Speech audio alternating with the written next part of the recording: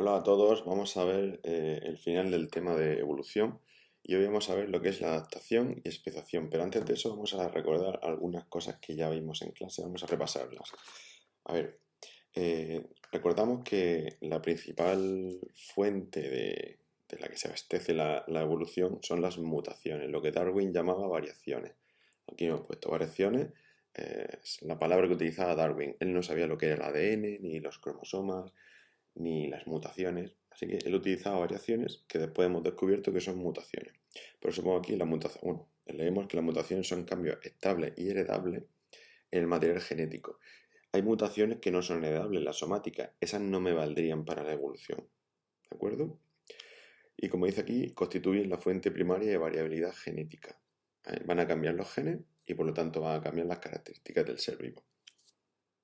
Como consecuencia de las mutaciones, surgen nuevos alelos que al expresarse originan nuevos fenotipos. ¿Qué es lo que la evolución va a elegir? Esos fenotipos que sean mejores, responsables de la diferencia que existe entre los individuos de una población.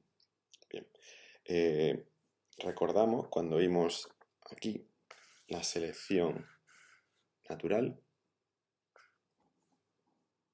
Esta es la que hablaba Darwin. Y vimos que tenía una serie de palabras clave. Variación era las mutaciones. Si no había variación, era imposible que hubiese selección natural, que se produjese la evolución. Esa variación tenía que ser heredable, tenía que producirse una herencia, y además ese individuo tenía que poder reproducirse. De nada vale que se produzca una mutación si no se puede pasar la descendencia o el individuo no se puede reproducir. Y después tiene que haber una selección de esos mejores individuos, de los que tengan esas mejores mutaciones. Esa selección va a seleccionar a los individuos que tengan más eficacia biológica, que funcionen mejor en el ecosistema, pues que huelen mejor, que se defiendan mejor, que tengan capacidad de ver de noche o de ver mejor de día, es decir, el fenotipo que, que hayan logrado adquirir con esas mutaciones. Y por supuesto que tenga más éxito reproductivo, que puede reproducirse más porque hemos visto que la reproducción es muy importante. Así que con estas cuatro palabras, variación, herencia, reproducción y selección, se produce la evolución. Recordamos que la selección puede ser natural, como hemos visto aquí, o podía ser una selección artificial, como vimos aquí, cuando hablamos de selección natural y selección artificial. Aquí los factores de selección es una palabra que tenéis que apuntaros, factores de selección. Vamos a apuntar aquí, factores de selección. ¿Vale? Pues si el factor de selección somos nosotros, no sé, los criterios que tengan los seres humanos para elegir unos individuos u otros, unos fenotipos u otros, se produce selección artificial. Si los factores de selección son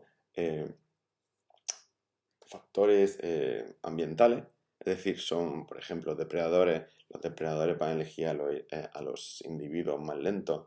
Si eres más rápido, pues tienes más eficacia biológica y no te van a coger. Si eres más lento, te van a coger, así que vas a ser seleccionado. Bien, los factores de selección vimos que podían ser los depredadores, las enfermedades, el frío, el calor, la ausencia, el agua, todo lo que pueda, todo lo que necesite o pueda afectar a un ser vivo y que pueda elegir a unos con respecto a otros. Así que si os pregunto factores de selección, pues ya tenéis ahí el listado. Y aquí fijaros, me da un concepto nuevo de selección natural, pero un concepto más moderno, no el darwiniano. Me dice, la selección natural actúa en un ambiente concreto. Ya sabemos que si cambia el ambiente, si en un sitio hace mucho frío y los animales están siendo seleccionados, los, a favor los que tienen más pelo y de repente cambia el ambiente y comienza a hacer mucho calor, esos animales que tienen más pelo ahora van a ser los que van a seguir perdiendo, ¿vale? Por lo tanto, la selección natural actúa en un ambiente concreto y provoca cambio en la frecuencia génica. ¿Qué quiere decir esto? Pues mirad este ejemplo. Aquí tengo una serie de mariposas que son nocturnas y empieza la población con estas 5 mariposas y tengo 3 que son oscuras y 2 que son claras. Claro, de noche se van a ver mejor las claras. Si llega un depredador que es un animal nocturno, pues va a ver mucho mejor a estas, se las va a comer y en las siguientes generaciones estas van a ir desapareciendo y estas van a ser la mayoría. Pero si cambia el ambiente y ese depredador se extingue, por ejemplo, desaparece o aparece uno que es diurno, estas, que a lo mejor se camuflan mejor de día en los troncos de los árboles claros, se van a ver peor y estas se van a ver mejor. Por lo tanto, se comería estas y esto cambiaría totalmente. Por eso, la selección natural va a provocar cambio en la frecuencia de genes. Fijaros aquí los genes que determinan el color blanco, que aquí eran casi la mitad y aquí pues son una parte muy pequeña. Por eso dice aquí que va a provocar cambio en la frecuencia génica de una población al aumentar la proporción de aquellos individuos que, por sus características génicas, tengan mejores fenotipos. Que se nos cura. Gracias a que tienen el alelo A mayúscula, se nos cura. Por eso dice aquí que por sus características genéticas, en este caso tener el alelo dominante, poseen fenotipos que les confieren mayor eficacia. En este caso tener el fenotipo de ser un color más oscuro. Bueno, y aquí otro concepto es que si las condiciones ambientales se mantienen en el tiempo, persisten en el tiempo, la selección natural sigue actuando de la misma forma. Si sigue habiendo un animal que es un depredador nocturno, elegirá más a estas que a estas. O sea que estas morirán y estas vivirán más. Por eso dice ahí, si persiste el tiempo, la selección natural actuará en el mismo sentido. Y la frecuencia de alelo se incrementará progresivamente. Pero, aunque no lo ponga aquí, lo digo yo ahora, si las condiciones ambientales cambian, si aparece lo que hemos dicho antes, un depredador que es diurno y ve mejor a estas, pues va a cambiar el sentido de la evolución. ¿De acuerdo? Como dice aquí, la selección natural seguirá actuando, pero en sentido contrario. Se cambian las condiciones ambientales. Eso apuntarlo. Mismas condiciones ambientales, mismo sentido de la selección natural. Cambia las condiciones ambientales, puede cambiar el sentido de la selección natural. Y ahora vamos con la adaptación y especiación. ¿En qué consiste? Bueno, ¿qué es una adaptación? Una adaptación es una característica que tiene un ser vivo. Esa característica puede ser fisiológica, es decir, de funcionamiento, pues la velocidad a la que late su corazón, la velocidad a la que mueve sus alas, la sustancia venenosa que produce si es un animal, un depredador como una serpiente, es decir, todo ese funcionamiento interno. Pues una adaptación es una característica de su funcionamiento o de su forma o de su comportamiento que se hereda y que le da una mayor eficacia biológica en un ambiente concreto. Es decir, le hace ser mejor en un ambiente. Por ejemplo, adaptaciones que tienen las aves. Pues las aves tienen plumas, tienen alas, les hace tener mayor superficie y poder planear. Además, tiene una musculatura muy potente en el pecho para poder mover las alas. Además, sus huesos son con poca densidad, están huecos. ¿Vale? Todos esos son características fisiológicas, morfológicas, que le han permitido ser mejores en el aire y poder volar. ¿Vale? Pues una adaptación, apuntad que es una característica que le proporciona ventaja a un individuo. Esa característica fisiológica, morfológica o de comportamiento. Pero además tiene que ser heredable. Vale, pues la selección natural es responsable de que esas adaptaciones, esas mejoras, esas características que tienen los seres vivos sean seleccionadas. ¿Vale? Como dice aquí, es responsable de las adaptaciones de los seres vivos a su medio, porque la selección natural va eliminando a aquellos individuos que no tienen esas características. Actúa seleccionando entre todas las variantes existentes en la población en un momento dado. Las que son útiles para la especie en términos de reproducción y supervivencia, esas características, esas adaptaciones que son útiles van a incrementar su número, y aquellos animales que no las tienen, pues no, van a ir perdiendo proporción, su número en la especie. La acumulación de diferencias adaptativas, es decir, la acumulación de adaptaciones, va a dar lugar a lo que llamamos especies. Es decir, cada especie sabéis que tiene una serie de características que le permiten vivir en un sitio. ¿Vale? Pues la acumulación de esas adaptaciones va a crear especies y se va a producir un proceso llamado especiación, que es lo que vamos a ver ahora, cómo se forma una especie. Antes de eso vamos a definir qué es una especie. Una especie es un grupo de individuos que son parecidos, y lo he puesto, son individuos parecidos, además pueden y quieren reproducirse entre ellos. No solo es que puedan reproducirse, porque el macho y la hembra se reconozcan, sino además que quieran. Imaginad el caso de un tigre y de un león, son animales que pueden reproducirse entre ellos, pero no quieren hacerlo, se detectan como especies. Como no se detectan como la misma especie, se detectan como especies diferentes, como depredadores, y o se alejan uno de otro, aunque el macho detecte una hembra en celo, pero no se aleja, y si se enfrentan en el medio natural, posiblemente se maten uno a otro. En los zoológicos, cuando se crían juntos desde pequeñitos y si les acostumbra a estar juntos, pueden llegar a reproducirse, pero en un espacio natural, ¿vale? No lo van a hacer. Por eso he puesto aquí que aparte de ser individuos parecidos, tienen que poder y además tienen que querer reproducirse entre ellos. Y pondremos aquí en espacios naturales. Los zoológicos ya es otra cuestión, o en laboratorio. ¿De acuerdo? Y además la descendencia tiene que ser fértil. ¿Qué significa eso? Pues el caballo y el burro son especies, son parecidas, ¿de acuerdo? Pueden y quieren reproducirse entre ellos, lo hacen, no se detectan como extraños, pero es que la descendencia que tienen no es fértil. Las mulas o los burdéganos, que es lo que sale del cruce de caballo y burro, no es fértil, no puede seguir reproduciéndose. Por eso se consideran especies distintas. Así que estas tres características son las que me van a definir una especie. Hay que aprendérselas. Vamos a ver cómo se produce la especiación, es decir, cómo surgen las especies. Vamos a tener dos modelos. Mira, aquí en este dibujito lo pone muy bien. Este modelo en el que un individuo, tengo aquí este pajarillo, y fijaros, va sufriendo mutaciones, por ejemplo, fijaros en la cola, que la tiene un poquito más inclinada hacia abajo, de color más azul, han cambiado el tono de las alas, aquí tiene unos bordes blancos, ¿vale? Se van produciendo cambios, este animal sufrirá mutaciones nuevas, irá sufriendo adaptaciones y la selección natural les irá eligiendo, ¿vale?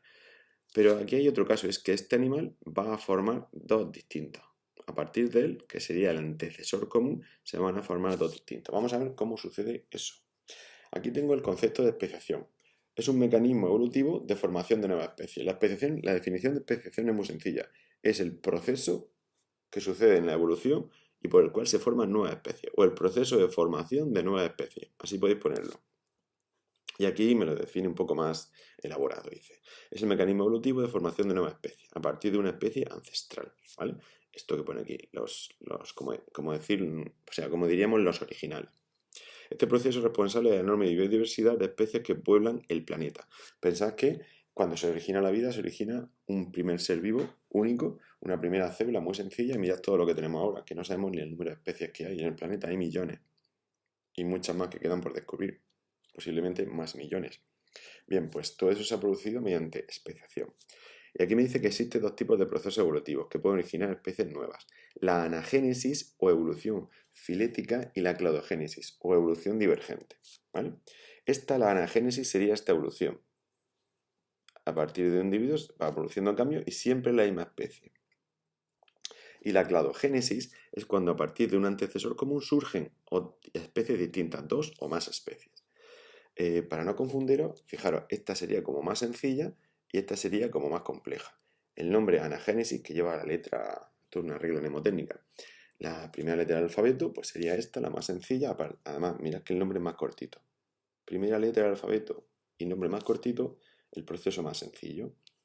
Palabra más larga y con la C que va más elaborada, es una letra más avanzada en el alfabeto, palabra más larga, proceso más complejo. La anagénesis o evolución filética.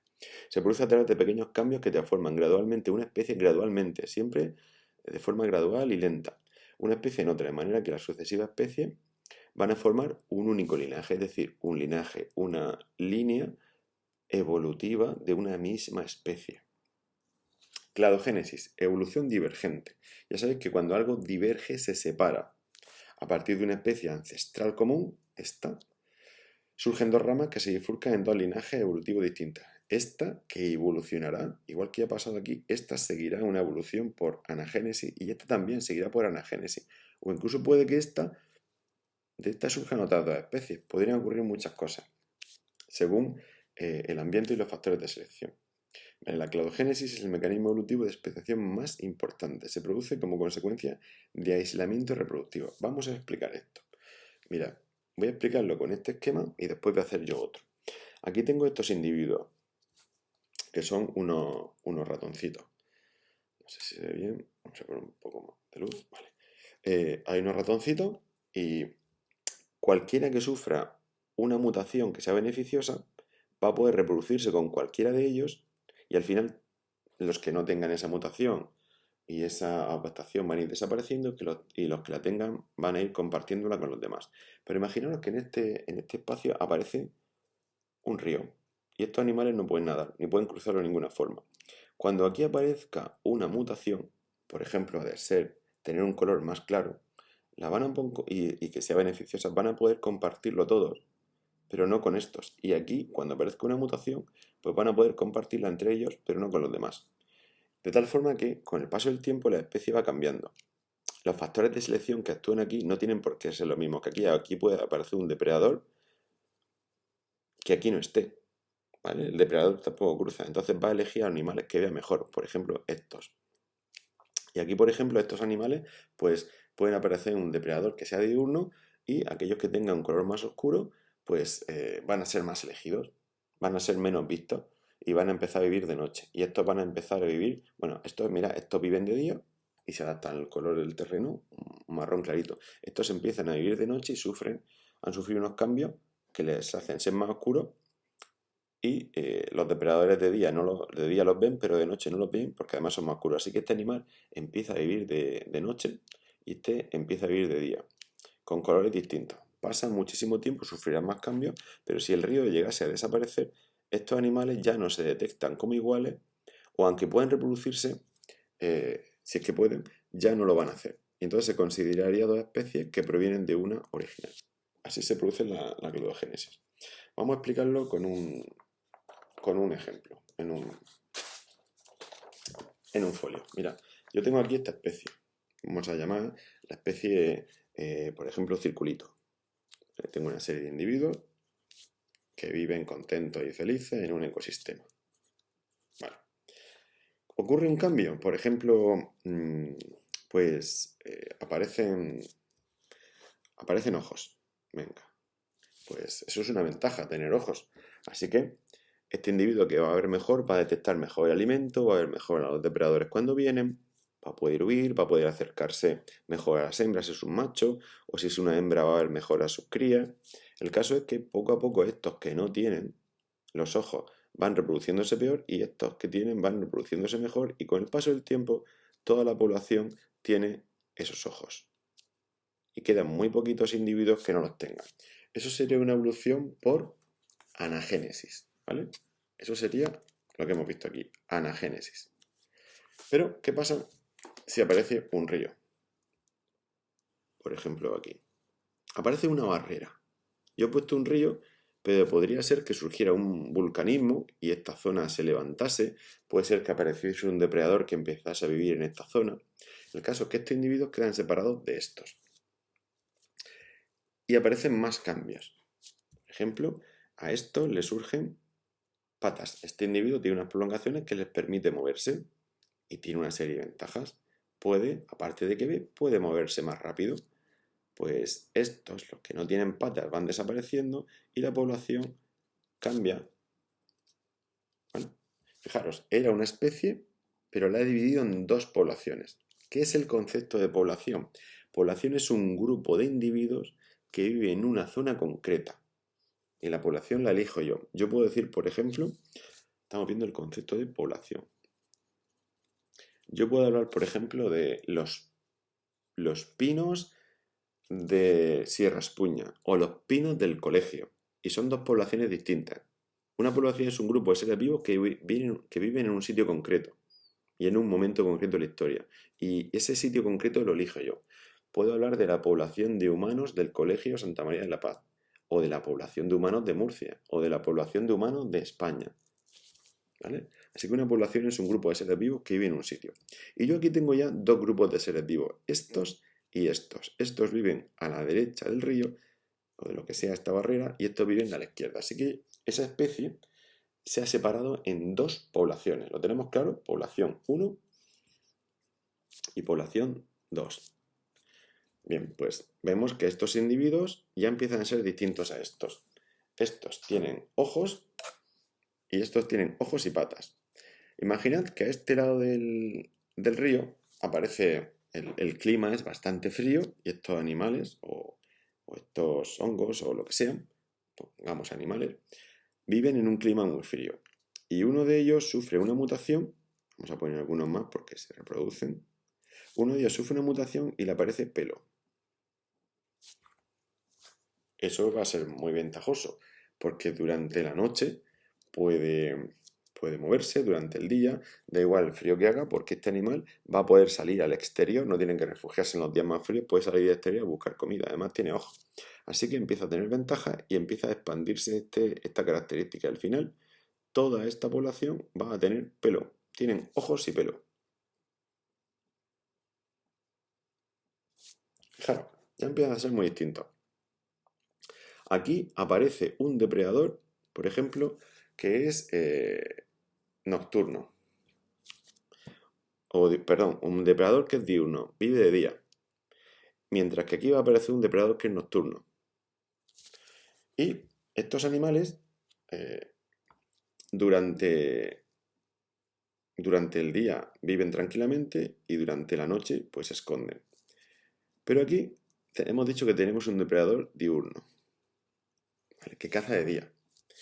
Estos animales, hay uno de ellos que sufre una mutación y los ojos se le hacen muy grandes, con lo cual puede ver durante la noche. Pues va a tener una serie de ventajas que no tienen los demás, y es que puede salir a comer tranquilamente durante la noche porque el depredador no está. El depredador es diurno. Depredador. Así que él empieza a reproducirse más, a tener más alimento, a reproducirse más, y estos empiezan a ser más cazados. Y al cabo del tiempo, toda la especie se ha transformado en una especie que es nocturna. Tienen grandes ojos, pueden vivir de noche, y el depredador diurno pues no va a poder cazarla. Esa especie tendrá que dedicarse a otra especie, o puede que éste sufra mutaciones y también se adapte, o puede que se extinga si toda la especie que él cazaba. Como veis, la evolución va en unos sentidos o en otros, va variando continuamente sufren cambios. Bueno, fijaros que ya tengo una especie aquí diurna que vive de día muy adaptada al frío. Aquí una especie que es y que se mueve lento, pero aquí tengo una especie que es rápida, que es nocturna, que está peor adaptada al frío, ¿de acuerdo? ¿Vale? El clima cambia, por ejemplo, y aquí es una zona más fría y aquí es una zona más cálida. Y ahora imaginaros que ocurre algo y este río, por ejemplo, desaparece, cambia la geología y en vez de ir para allá, pues empieza a ir en esta dirección. Aquí tengo dos poblaciones que se habían de la misma especie, que ya se han separado y que son muy distintas. Cuando han pasado unos cuantos millones de años, es posible que esta especie circulito, como lo hemos llamado al principio, aunque ya no hay una barrera que separe estas dos poblaciones, ya no se reproduzcan unos con otros. Es que estos animales son nocturnos y estos son diurnos. Estos van a vivir más cerca del frío y estos nos van a vivir más cerca del calor. Además, estos se van a reproducir mejor en los inviernos y estos se van a reproducir mejor en las primaveras, en verano. Por lo tanto, van a seguir ya no se van a reunir entre ellos, ya no van a reproducirse unos con otros. Simplemente por el sencillo hecho de que no van a querer, o porque a lo mejor han sufrido también mutaciones en su sistema reproductivo, que les han hecho cambiar el sistema reproductivo y ya no son iguales ni sus órganos reproductivos, posiblemente los receptores de sus espermatozoides y óvulos.